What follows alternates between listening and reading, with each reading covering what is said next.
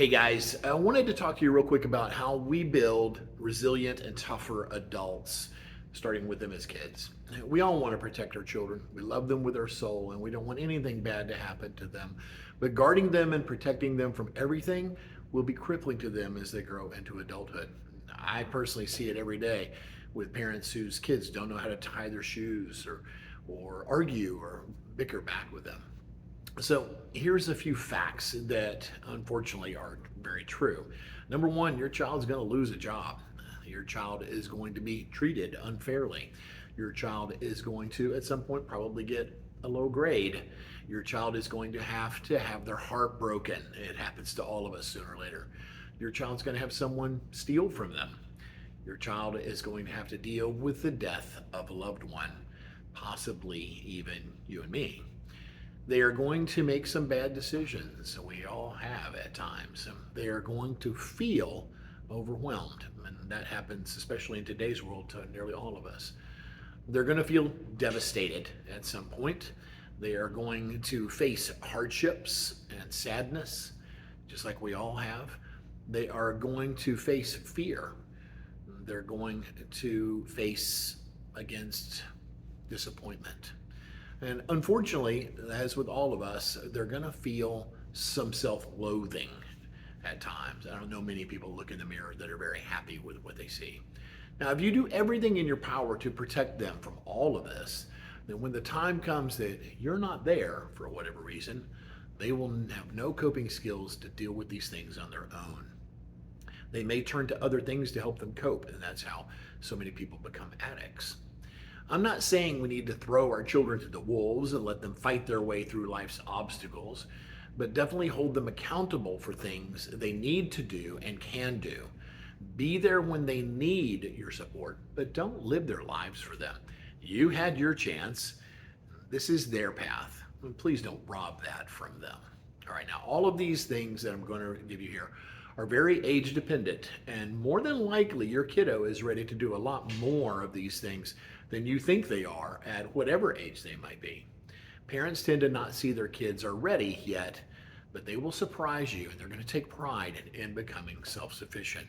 So here's a number of things that they can do on their own and that they should do. Make their bed every day. They can and should put away their own clothes, their own laundry. They may even be able to do the laundry for you. I think children should learn how to fix meals, at the very least their own lunch, depending on their age. They should be able to get themselves up in the morning. Buy your child an alarm clock. They can do it themselves. They should go to bed on time without being told. They should tie their own shoes and karate belt. They should take a bath every evening without being told. They should be able to do their homework, maybe asking you for assistance if they need it, but they need to do it themselves. They need to do their assigned chores, and you can assign whatever you want. All right. Now, this is a small list, but you get the point. The problem is that we as parents don't want to be the bad guy, and the word warden comes up a lot when I talk to parents. The problem is that many of us were raised with parents who used the stick instead of the carrot, and we may have gotten into the same way of doing things. We know more about child rearing today than ever in human history.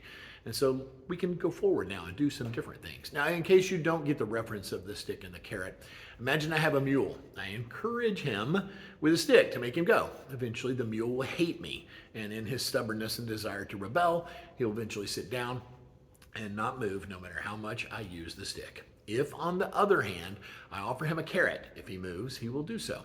And provided at the end of our work sessions, I give him the carrot, he will continue to work for me and even learn to love me.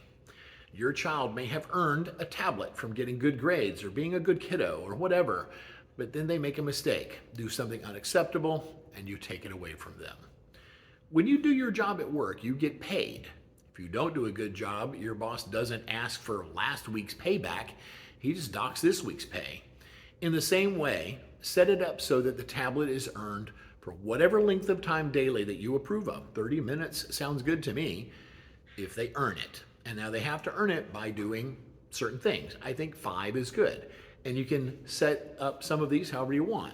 But number 1, they have to do their chores without being asked. Number 2, do their homework without being asked. Number 3, practice their martial arts because, That's what they should do. Number 4, show the family love and respect. And number 5, whatever you want to put there. So they earn their tablet if they've done those 5 things. If they don't, then they go a day without it. If you use punishments with your child, you really are the warden. You will create teenage rebelliousness and adult animosity. Use a reward system instead. This is what we do in martial arts. Hey kids, if you do these techniques at this output and skill level, you'll earn these stripes on your belt and eventually a new belt. Now we can all agree that life is difficult, but our children will not become stronger if we protect them for everything. So this is a kind of a way to help get them started by holding them accountable for the things they need to do and can do. When they fail, that's not your cue to do it for them. It's the opportunity for them to try again, as many times as it takes, not until they get it right, but until they no longer get it wrong. In martial arts, they don't earn a black belt by showing up. They not only have to learn the techniques, but they have to be able to perform them at a particular skill level. Tournaments, too, force us to step up, accept our limitations, work through our challenges, and accept that we have work to do and a need to improve. But none of our parents don't support us. Look, I teach martial arts and have done so for all of these years because I know how powerful these lessons are.